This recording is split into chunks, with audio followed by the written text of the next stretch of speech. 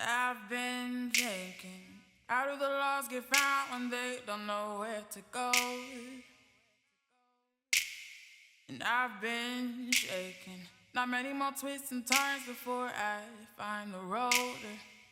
And I've been hoping for sun. Welcome to the Purpose Podcast of Dr. Jazz, where I'm your host, Dr. Jazz, and we journey to purpose together. So today we're gonna have our first episode in my collegiate series that I just came up with. So I'll be interviewing juniors and seniors in college and just talking to them about their purpose. Do they know it? Did they even think about it? All these types of things. So today, my first two guests are Malaya and Eb. Hey y'all. Hey, how are you doing today? I'm okay. I'm just gonna be real. We had already started, y'all. They were on the roll. And I realized I wouldn't even record. So I do feel some type of way, but hopefully we can get back into it. And we just gonna get started because my feelings are hurt. We got it. Okay, because I asked good questions. They were giving good answers, but it's okay. Okay, so the first question on every episode of the Purpose Podcast is, what does purpose mean to you? So I can go first, but I think purpose to me is just finding what truly motivates you, what really fulfills you. And it doesn't even have to be like a job or something. It could just be a skill or just something that you're really good at, that no matter what job you're in, what situation you're in, okay, I have this gift. I can use this and I know I'm good at it. So just something that truly fulfills you, makes you happy, that, at the end of the day, if this is what I'm doing, this is what I want, and I know I'm going to be okay with that. Okay. Yeah, just to piggyback off of Malaya, your purpose is figuring out what you're good at and what makes you happy, and figuring out how you're going to affect your world and your community. You know, uh, a lot of times I feel like people try to emulate other people, but in order to find your own purpose and figure out what makes you happy, you have to kind of kind of see the world in your own vision, in your own light, right? Oh, that's good. Okay. So, I have two questions based on what y'all are saying, but the question I want to say first is, like, as people who are about to graduate college, right? Like, this is the last time. Wait, Malay, are you going to graduate school? Or are you going to work? TBD. Okay, cool. Okay, cool. I'm looking at both. Okay. So the last official time that as of today, that you will be in school, right? And things are going to change for you. Does purpose even come up when you're thinking about, like, okay, in this job, does it have to be purposeful for me? In this grad program, if Malaya so chooses, does it have to be purposeful for me? Because I'm asking that for two reasons. One is based on something that Malaya said, in that it doesn't always have to be your job. And two is something that Eb said, when that it has to, like, your purpose somewhat makes you happy, right? So, and we know how this world is, like, you don't always get that job. So I'm wondering, as you're searching for jobs or grad school or things like that, like, is purpose in the forefront? That's the question. I'd say most definitely it is, because one thing that I'm like at this age terrified of is like committing to a career and being in it for years and I hate it, or like I don't Yeah. even want to do it. And I recently, not this past summer, but the last one, I did an internship, and it was more so like marketing, stuff like that. And I thought that's what I wanted to do. And as I was in it, I was like, yeah, this is not what I want at all. And like they were talking of offering me like a job and stuff after school. And I was like, no, like, yeah, it's Yeah. like a secure job and it would be the smart thing to do. But if it's not fulfilling me and it's not what I want to do, I as a person physically can't do it. Like if I don't like to do it, or if it's just not giving to me, then I just can't do it. So most definitely, as I'm planning out like my next steps in my next years, it has to be something that fulfills me and gives me purpose. Because if not, and I hate it, I'm going to be mad at myself. And I don't want to waste any of my years of working on something that I don't want to do. So most definitely, I think about purpose. Yeah, I would legit have to agree, man. I'm grateful that throughout my years here, I've had kind of jobs where um either I it was about the money or it was something I really wanted to do, and those kind of those were kind of different experiences, you know, and I quickly realized that it's not always about the money. You know what I'm saying? Sometimes you got to put your happiness and your mental health first. And legit, if you don't want to work, you want to have a career. That's what I would say is you want to have a career, and you have something that's meaningful and legit purposeful, so that you can affect others around you in a positive light. That's for me. That is what I want to do, and that's what I believe. Oh, that's good. Because I'm thinking when I was in school, well, shoot, your whole life is gonna change. Like right when Malaya said, like you don't want to be in one job, and don't listen to me because I quit a job, Malaya. Okay, I done been in jobs for a year and been like, I'm out this mug. So don't listen to me. It's not good. But I do understand that when something no longer feels like it serves you, you know, and that sounds very selfish, and it sounds very, it sounds bad, but really when I think about careers, I think about what can I give to them and what can they give back to me, you know, and that is purposeful. Like, what am I learning in my current position, right? I've only been here for a year or so, year and a change, maybe a year and a half, kind of, sort of.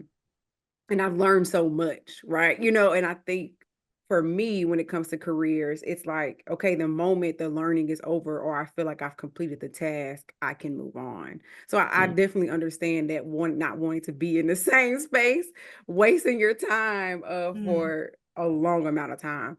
And my next question for y'all is like, how did you get to, the first question is like, do you know what your purpose is? Can you say it succinctly? And how did you get there? Like, did it change throughout college?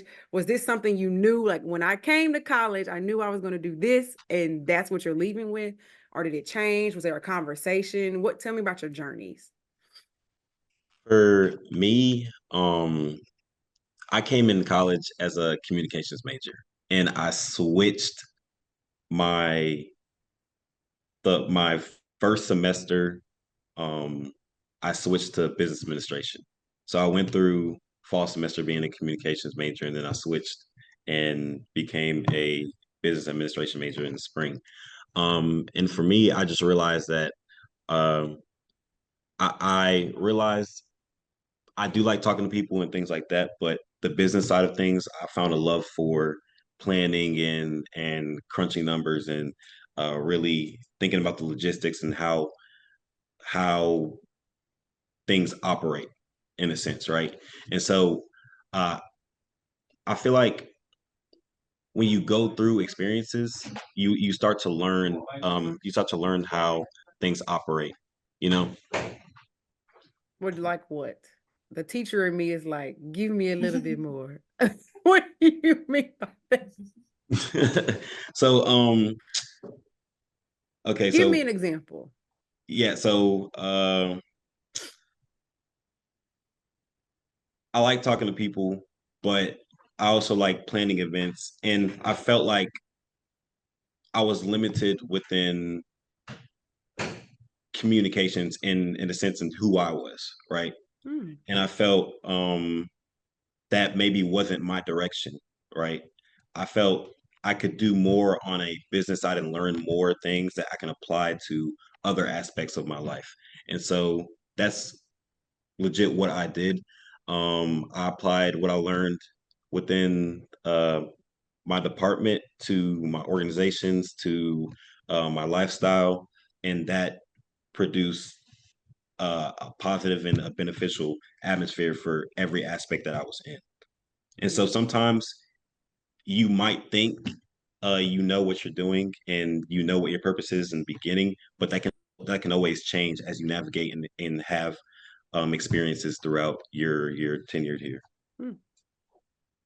Yeah, for me, it was kind of the opposite. Like, regarding my purpose, people literally had to keep telling me, like, over and over again, like, this is what you're good at and this is what you need to do. Like, why are you not doing it? Because I came into, well, first in high school, I thought I wanted to go to law school. And then I realized it was too much writing. So then okay. But like, I mean, I like it's still like a in the back of my mind thing. But I came here in psychology, and I worked like a lot of waitress jobs and stuff like that. And every time I would go talk to people, they would always tell me, you have like a great voice. Like the way that you talk is really like, this is something there. And I was just like, oh, okay, like I can talk to people, whatever. And it just took people telling me that over and over again, and like doing public speaking and stuff like that. And a lady that came eat one time that I was serving, she was like, you know, I work for like media companies and you have like the TV voice. Like that is really it. And I was like, wow, I actually have thought about it, but I always just thought that's nothing that I could ever achieve.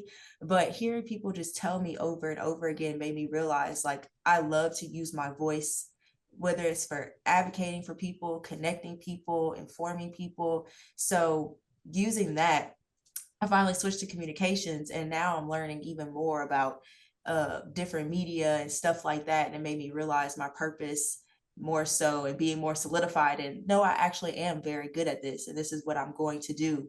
And now I've learned about like different jobs and things that I could use that for. So like now I want to be a news reporter, which is a completely different, I see that too. completely different from what I came here for. Because I kind of knew when I was in psychology, because I thought I just wanted to help people.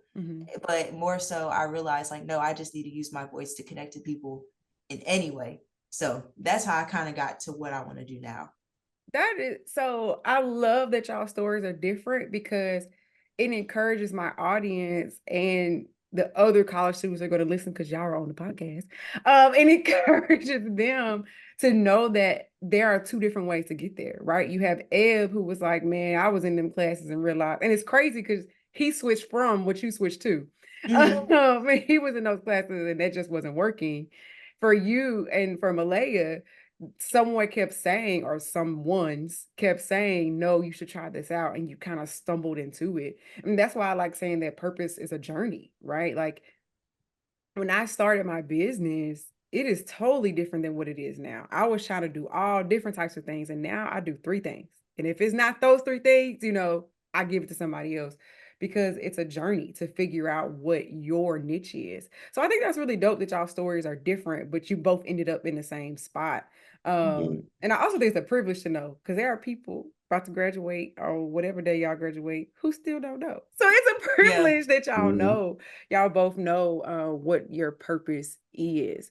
My next question is, so y'all are both leaders on, well, I call y'all leaders. I don't know if you assume that you are leaders. Y'all are both leaders on our campus. And my question is, how does leadership either help you get to your purpose or hinder you? Because I do know that sometimes, I don't want to inform the question. Does leadership help you or hinder you when it comes to your purpose? I'd say there's pros and cons with leadership. Sometimes you got to be able to make a decision because people look up to you to have those answers. Sometimes you don't have the answers, but you kind of have to figure it out, right? I would say from a positive aspect of leadership, um, I'm always learning new things, and whenever I can't or don't know anything, I'm able to learn from other people, right?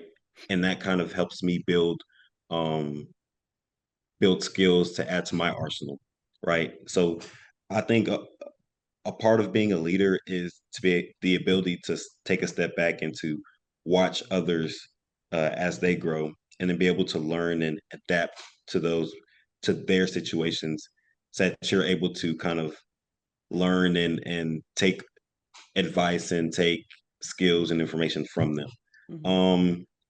On the con side of leadership, like I said, people always look for you for answers, and sometimes you'll have to do things that people need you to do that might not be geared towards your purpose, right?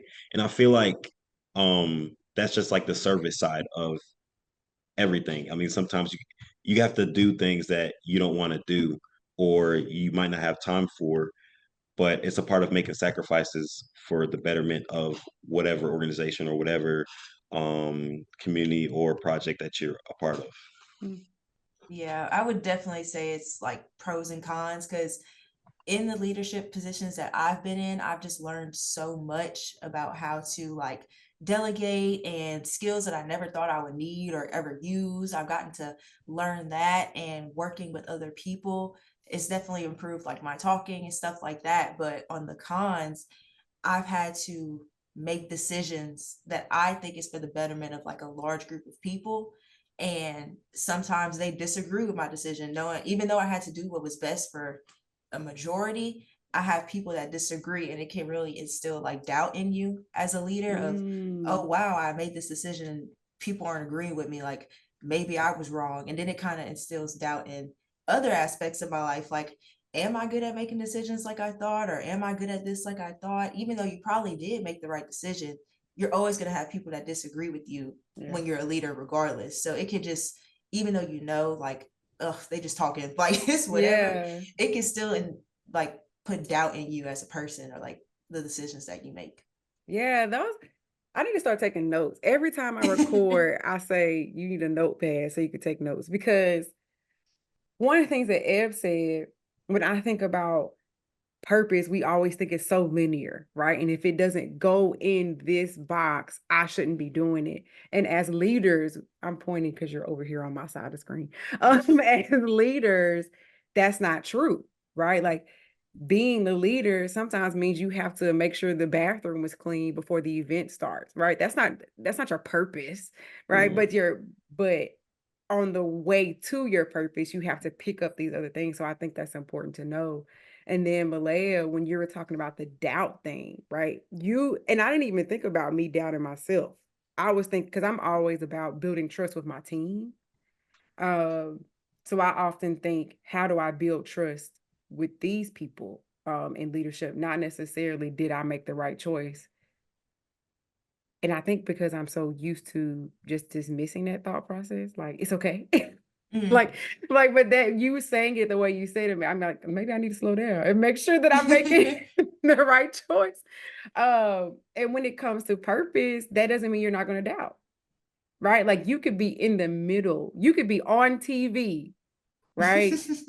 In Chicago, one of the biggest networks, and still may have make something that you feel like is a wrong decision, even though you're in the middle of your purpose. And I think that's important for people to know, that you're not going to always get it right, and it's not always going to be the things that directly align with your purpose, right?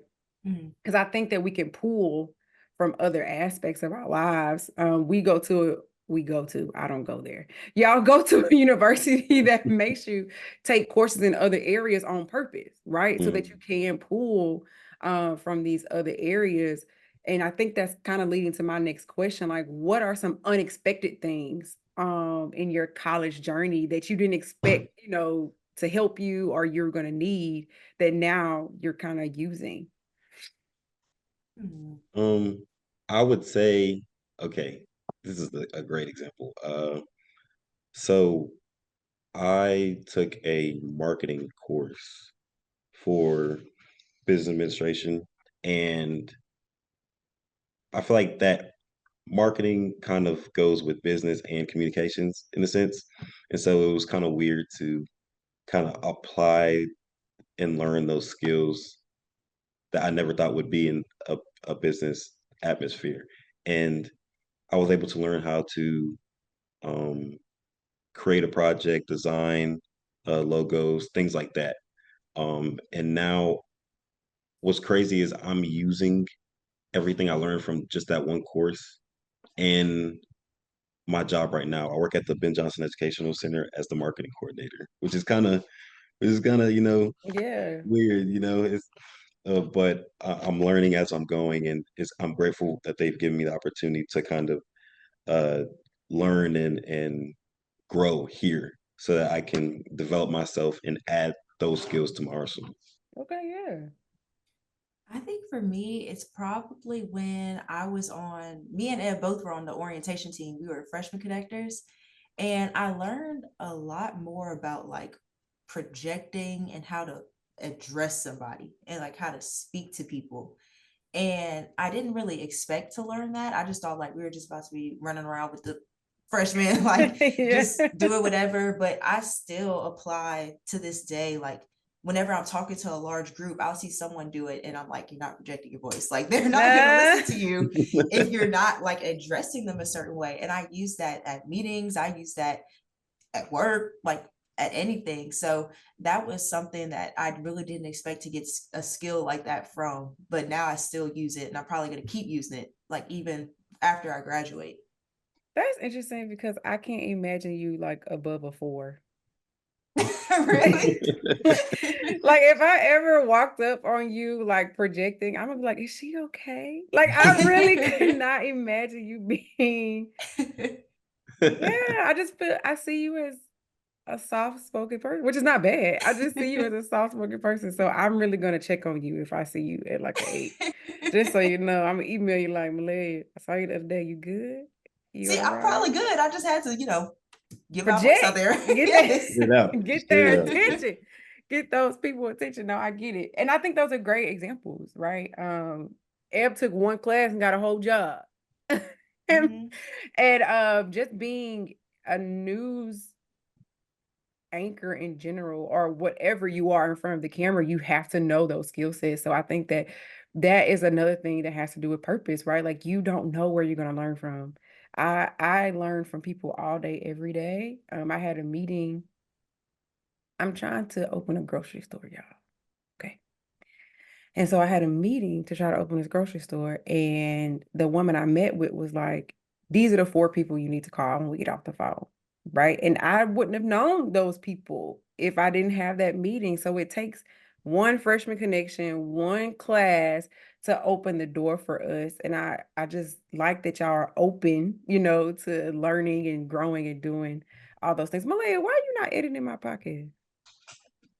Don't you I do am that? I'm a little new to the editing scene. I'm not Why really are a you tech. laughing, Em?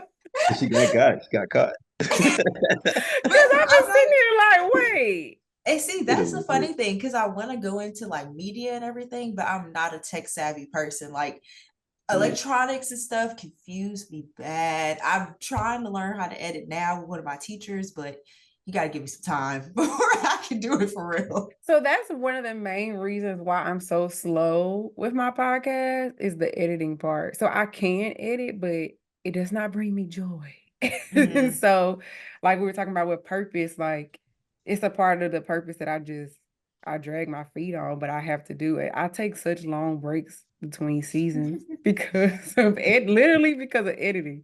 Like I'll put out like 10 episodes and then you won't see me for like 6 months.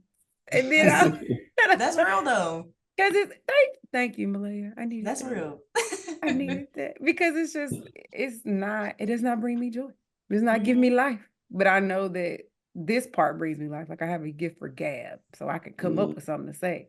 But on Mhm. the back end, I've been trying to find somebody to edit for the longest. That So would be smart. whenever you want to venture, just call me, okay? Yeah, we can try. Okay. Okay, thank you. I'm gonna do a little commercial break so that I can share some stories that I know about these 2 college students before we keep going. I just want y'all to know that they are officially going to transition to be my friends after they graduate in May. And Eb, don't get too hyped. And let me tell you how I knew I made it. So, like y'all said, I told y'all I've only been at this university for a year. And so I've been trying to build relationships with students. I've been intentional to show up to stuff, to, hey, I'm Dr. Wise. Nice to meet you. And one time I went to support Eb and his fraternity brothers. I was minding my own business, y'all. I went to support them. And after they got done, I walked up and I was about to be like, such a great job, everybody. And Eb didn't even say hello to me. I walked up and he said, what do you have on? And in that moment, I don't know if I'm gonna show the visual, but they are shaking their head. In that moment, I was both appalled and excited because one, I thought I looked good, y'all. And some people did admit that I did look good that day. It was hating. And two, I was like, man, I have forged a relationship with the students like I wanted to. My work has happened. Now, Ed, do you want to explain why you did me like that? Yeah, it was a big coat. Okay, you had to see the coat. You just had to see the Ed coat. was being a It just hater. it just Thank That's caught me what it off you. guard. sounds like. Okay, He was being a hater. And the it caught me crazy off thing is, guard. every time I wear this coat, someone has something to say. Every time I wear this coat. So I do like daily videos on my Instagram and my TikTok. We're going, I promise we're gonna get back because I got a story about Malaya too. We gonna get back. But I had it on. You remember that snowstorm we had? So I went outside and I put my coat on and I did a video. And so many people were not commenting on my video, they were commenting on my coat. They were like, "Where are you going?" Where it was like my head and the coat took up the rest of the screen. Literally, that's how it was. So it might have been right that the coat is a bit much, but I love that coat. Okay, you gotta insert a picture Okay, I would because let you me gotta get a I poll gotta or find something. it because They got to see it. They got to see it what is they a got to see what big we're talking it about. is a big coat. So and it really wasn't that cold. That it was cold that morning, but it wasn't cold by the time I saw it. And so that's why. I mean, his comments were a little bit appropriate, but I felt some type of way that he didn't even say, "Hey." So there's that. Now here's my story about Malaya. Why I find this coat. Oh, Malaya, you gonna be like, yeah, you doing a lot. Can you see it? How can you see? Can you see it? Okay.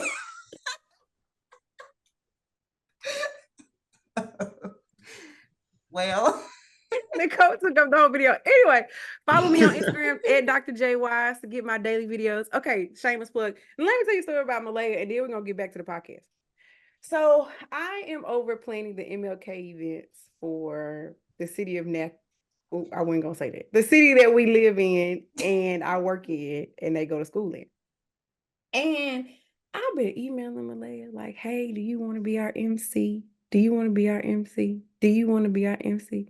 Malaya don't never respond to me.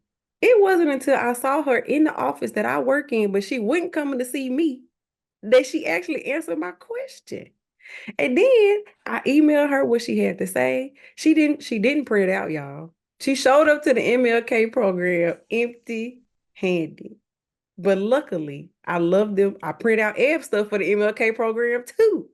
Luckily, I love them enough that I showed up with the things that they needed to be successful. You're welcome, Malaya. now to be fair, I wrote some of the things you had said on a piece of paper because I was like, just in case you don't print it, I'm just have a little something just in Why case. you didn't print it? I didn't think about it till the day of. Oh my Lord. I was like, oh, like it's a script for real. Maybe I should actually. And then I didn't have time because I was eating breakfast. I was like, I can't go But nowhere here's the right now. thing. Let me add this one thing that I promise I'm gonna get back to the podcast. Malaya asked for the script. I know. I took the time to create your script for you not, and that's okay. We're gonna get back to purpose. It's okay, Malaya. I love you both. I told y'all when y'all graduate, we're gonna be friends. Okay. I might give y'all my real number and not my trap phone. Okay, so um back to purpose. One of the things though, all jokes aside, that y'all talk about, because y'all, I'm not trying to pick on y'all. This is a serious question. Y'all take a while to respond. And I think that's because you are student leaders, right? Like so many people are calling y'all and texting y'all and asking y'all to do this and asking y'all to say this. How do you navigate that, right? So you have your purpose in front of you, but as a student leader being pulled in 8 million different directions, how do you navigate? Like, what do you say yes to? What do you say no to? How do you know? I think it's important to uh, delegation is a very important thing, and so knowing that you're in a position in higher positions, you just have to tell yourself that you don't have to do everything, right? You have a team that can pick up your slack in certain areas, and to where you can focus on either bigger things or more more things that need your immediate attention. And so I've been able to kind of delegate uh, certain situations, things like that. When in regards to emails, I just get a lot of them, and Yeah. it can be overwhelming sometimes. But what I've been recently doing is scheduling a set time, and you have to schedule a time. I schedule a time for everything that I do throughout the day, whether that be just sitting down and reflecting on the day, or journaling, or having lunch. That's all in my calendar. So you, because for me, if I don't put it in my calendar, it's not going to happen. I'm not going to do it. So I set a specific time where I just go through all my emails and respond the best I can. So that's what I do. So what I hear is that you have good time management. Yeah. Yeah. Mm. Yeah. Malaya, how do you know what to say yes to and what to say no to? It took me a while to learn because I'm a little bit of a control freak. So like I know how to delegate. And stop laughing. Because I know how to delegate, but you have like one time for me to trust you to do something and you don't do it to the best of your abilities, because then I'm gonna be like, never mind, I'm gonna do it. Don't even worry about it. And so learning how to delegate and just be okay with other people doing it was something that I really had to learn to stop overwhelming myself, because I will take on everything if I can, just because I want to ensure that like it's the best that it can be. I don't like to do mediocre or anything like that. So that was something that I really had to learn. And remembering at the end of the day, like I'm a student and this is college. So I got to put me first sometimes and just Gotta say put me no. first, Lucia. Because I love being a leader and doing what I do, but once I get overwhelmed to the point where it feels like I'm just drowning in stuff I got to do, and then I start not wanting to do it and resenting it, it's like, okay, I'm clearly doing too much, because I love this at the end of the day, but I'm just so stacked up with things. I got to start saying no. So definitely remembering like I need to schedule time, like Eb said, for me, like to do what I like to do, rather than, oh, I have a free hour, let me do this for somebody else. Like, no, you have a free hour, go do what you want to do. Yeah. So, That's I tell people I sometimes work with clients, and one of the things I always tell them is that you have to schedule rest. Like that's actually the first thing I work on them with, because it's so hard, especially it's like it's like an oxymoron to tell a college student to take a break. You know, like we're coming up on spring break, and I was telling Ed before you got on, Malaya, like I'm just trying to make it to spring break, you know, like, and I'm not even a student, I just feel the rush as well. So it feels like an oxymoron to say that, but if you are resting properly, everything else like feels easier to accomplish and easier to do. So I'm glad that you do that. And I think it's interesting that you said they have one chance. Can you tell me more about that? Why do they only have one chance? I feel like you show your true colors the first time. Like What if is you this a mistake? like, okay, if you have a valid excuse for like why you couldn't do something or something genuinely happened, okay.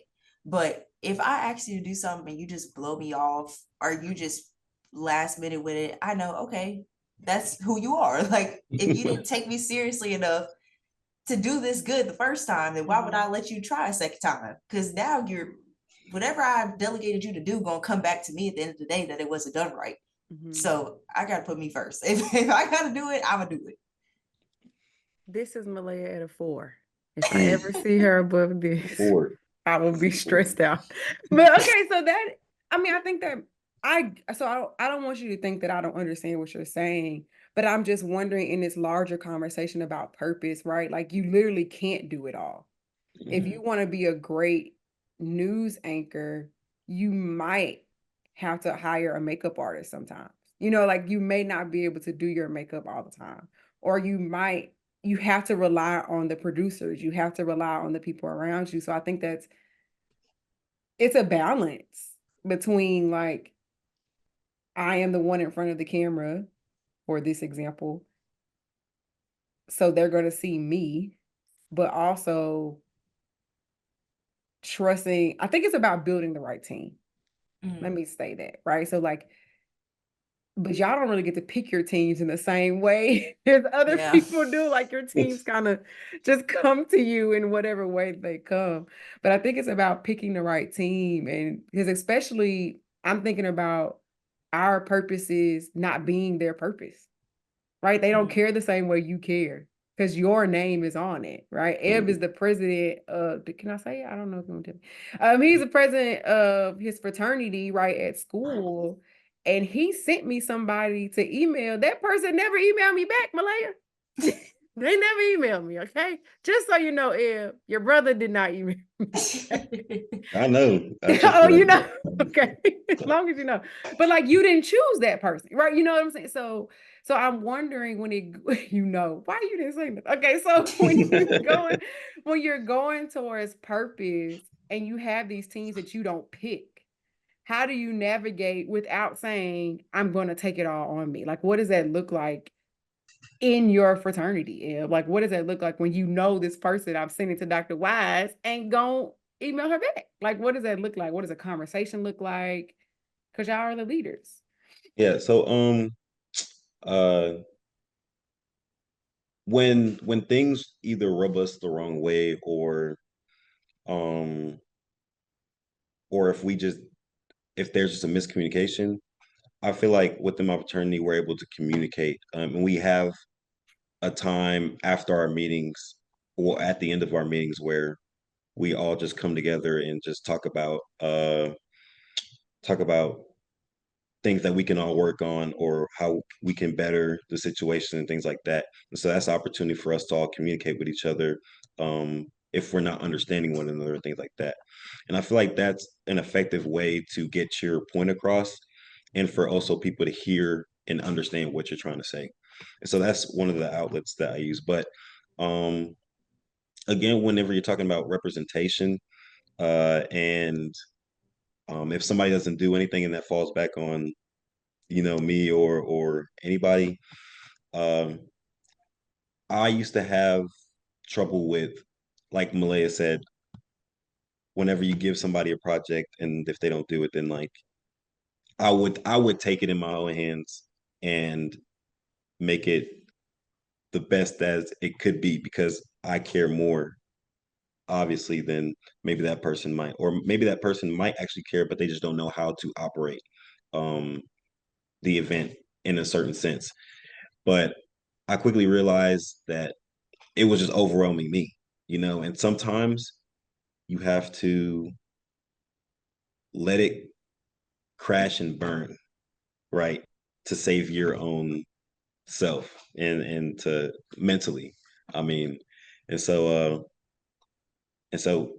I feel like with that, whether it goes good or bad, at least you gave that person opportunity to, I guess, grow, you know? Yes, I have a lot of thoughts. That's why I'm shaking my head.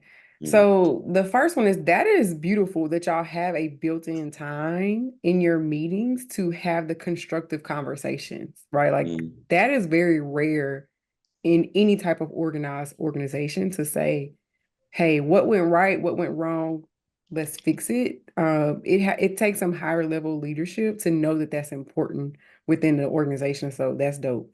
But the second part, the crash and burn part, whew, that is hard. mm, It is hard to allow things to crash and burn.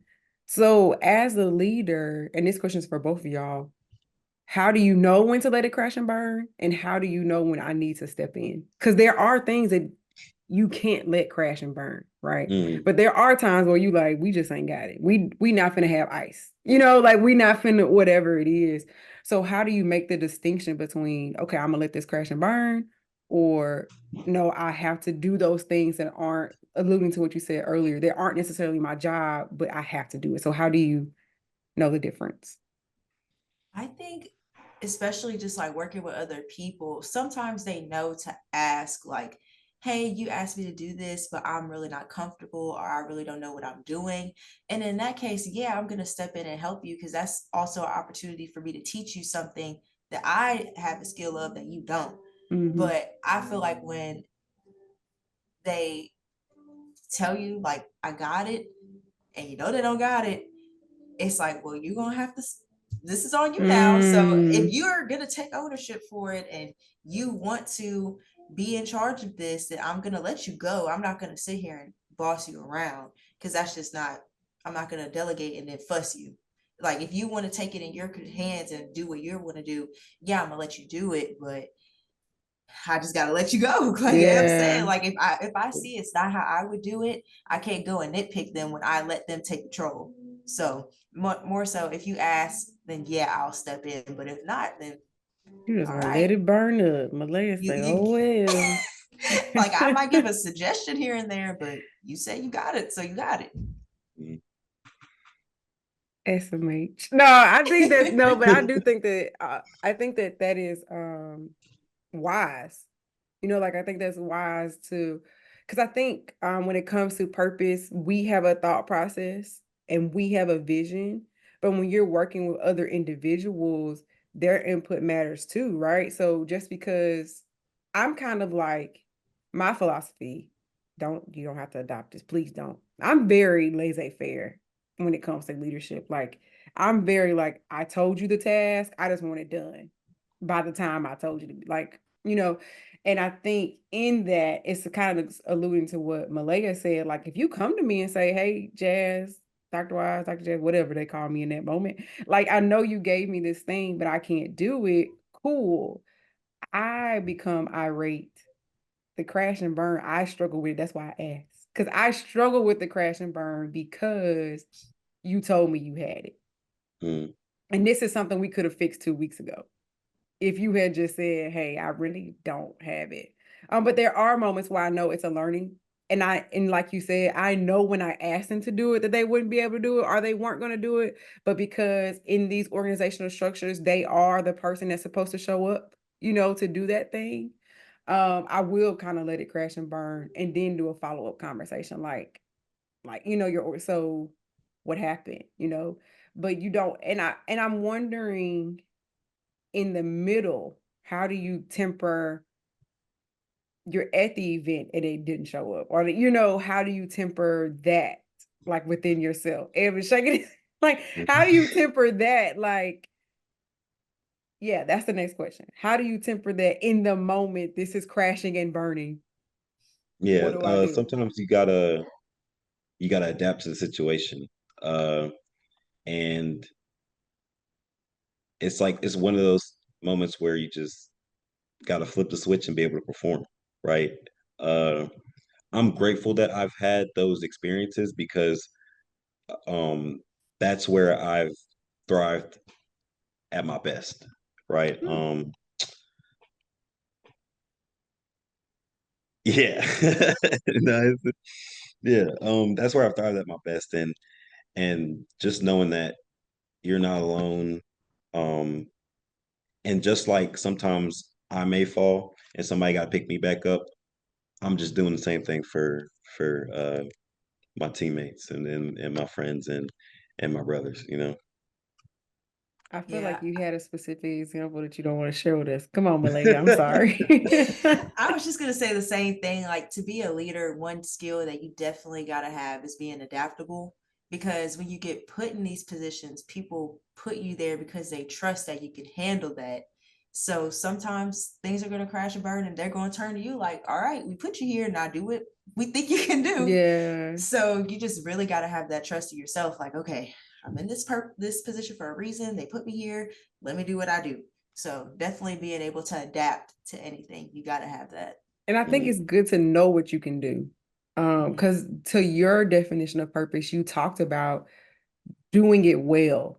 And I think some people can be sloppy when it Mhm. comes to their purpose. Like we all know students, other students that you're like, man, they have so much potential. But because they're lazy or they don't want to put in the effort or whatever, like I don't want to say they'll never reach it. You don't know. Let me not claim things over people's lives. But you know, it's harder for them to reach the top because they're not doing it well. So how have y'all cultivated the doing it well part of your purpose? So if for me, it's just if I have a passion for it, that's how I know I'm gonna put my all into it, right? And if I don't, then I just don't. You know what I'm saying? For me, it's No, just I don't know what you like, okay, I know I'm gonna give a prime example. So I know like service and community service, that's my passion. That's what I love to do. And I love to help whatever community I'm in. And so I know whatever I do, I'm going to do the research. I'm going to study material. I'm going to reach out to necessary people. I'm going to go down and listen and really invest my time and myself into the process, right? But if you don't have a passion for something, you're not necessarily going to do all those nitty gritty things and the small things that add up in the end to make something really great. Uh, if you don't have the passion for something, you're going to be lazy. You're not going to invest your time into things, and you're not going to um, really care for whatever you're doing. And that's what I meant by that. And I think definitely to do it well, you have to keep stepping out of your comfort zone, because like I obviously know like, okay, I'm good at this, but am I good at using my voice in this situation that I've never been in? Let's see. So now I got to step out of my comfort zone, do something that I've never done before. Because I feel like you could get very comfortable with like what you're good at and you never grow on it. Then it's kind of like, what's the point if you're not using it in different areas of life or a different job that you might have never thought to do, but you have the skills for it, you have the purpose for it, you might as well just go out and try it. And if it's good, it's good. And if it's not, then now you know. So that's the only way you can improve yourself, is to keep trying new things and to step out. Yes. But here's my question. Because I agree with it. I think that's very wise, right? How do I get better at something? It's levels to life, right? So, and if I'm in a small market, if your first job is in Podunk, Iowa, and you, how will you know that you can be in bigger markets, right? Unless you go out and try. But I guess my question to that is, why do you think people are okay with being mediocre, even when it comes to their purpose, right? Like, why wouldn't you try something new, or why wouldn't you? At this point in the podcast, someone else had logged on to the Zoom, so we got distracted, but just listen to the rest. So it kind of sounds a little disconjointed, but we'll jump right back in. Okay, bye. What I hear you saying is, and I don't know if this is what you're actually saying, but like people can get complacent, maybe not mediocre, but we can get complacent in our purpose. So what can you tell people to say no? Don't, like, how do you know? I'm just trying to figure out how people, because people just don't be wanting to do that. That's what I'm trying to say. I don't know what the question is, but people don't be wanting to be better. I understand what you're trying to say. And I think it might be just because like a fear of change, because like some people might think, well, I'm good at this job. Here I am. Everything's going well. Why would I change it? And I think it's more of a fear of like, well, what if I do step out of my comfort zone and then I lose that little safe space that I had before? Now I'm in this new space. I don't know what I'm doing. And I think it's just like that fear of changing possibly what you have. And I mean, that's definitely something that I've had to work on with myself, just not being afraid of change, because especially at our age, we're having big changes all the time. So some people might be comfortable, just going to school and then going straight to work, and then that's that. Or, you might want to take that leap of faith, or maybe I should move and go do a whole different job that I didn't even plan on doing. Maybe I should go back to school. So just really trusting yourself and knowing like, okay, clearly I'm in this comfortable space. I can move up and excel based off of what I have going right now. So just getting over that fear of change. Mhm. Yeah, that's a good one. Eb, do you have a response to that? I feel like preparation is the bread and butter of everything people do. I feel like if you prepare yourself and for whatever market you're going into, you're more likely to thrive in that atmosphere, and you're more likely to have faith in yourself and trust in yourself and your abilities. Preparation is the forefront of everything you should do. Um, I feel like people may get content with their lives, like Malaya said, just get comfortable for fear of losing their safe space and losing all that they have. They would rather stay in a comfortable area that's known to them than to take a risk for something greater. And oftentimes I feel like majority of the people in society feel this way, and we're not taking as many risks in society for the betterment of society. And so preparation is, to me, is the first step to really believing in yourself and trusting in yourself to go out into society to take those risks and know that whatever atmosphere you're going to go into, you're going to thrive and the community is going to thrive because of you. That's a level. Okay. That is a level. I feel like I need to respond before I kept being quiet. That is a level of confidence that I think only comes when you know exactly what you're there to do. Mhm. You know, like I know why I'm at our university. So I can walk. Well, I really don't, but I'm just for the sake of conversation. I can walk. Yes, I do. I'm sorry. Let me stop playing. So I can walk in confidence in that because I know that's what I'm here to do. And I think that's like we were talking about earlier when I said knowing your purpose like is a big deal. You know, there are a lot of people, there are people in their 40s and 50s that are ruining their lives and divorcing and quitting their jobs, you know, because they feel lost. But to know that is a privilege. I also think being able to walk in that confidence is a privilege because just because you know doesn't mean you're confident in it, and it doesn't mean you won't be complacent, right? And it doesn't mean you'll challenge yourself and like all the things that y'all are saying. But I personally am excited to see where y'all go because it seems as if that will not be y'all, right? Like that y'all will be people that are willing and wanting to grow within your purpose and challenge yourself and try new things. So I think that's dope and very exciting.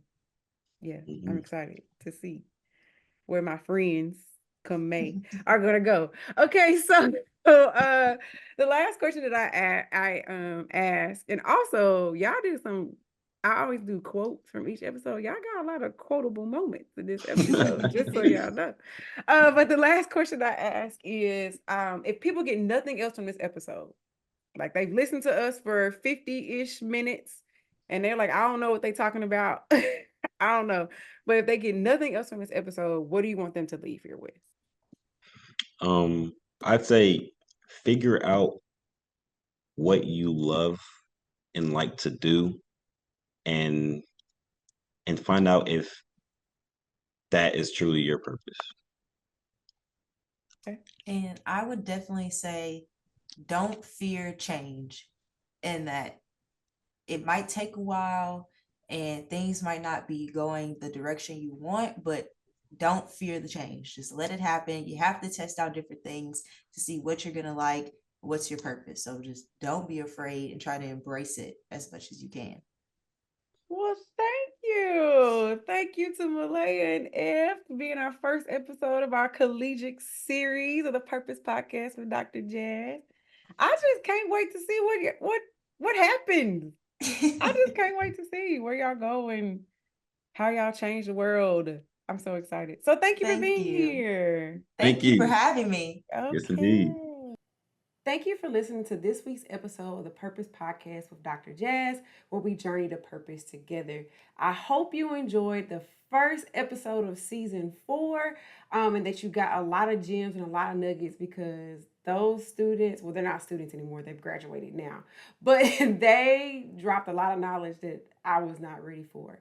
So I hope you come back, because the remainder of this season is about talking to people who either learned about their purpose or discovered their purpose in college or within their occupations. So I hope you come back every other Thursday to hear different people's stories about their journey to purpose.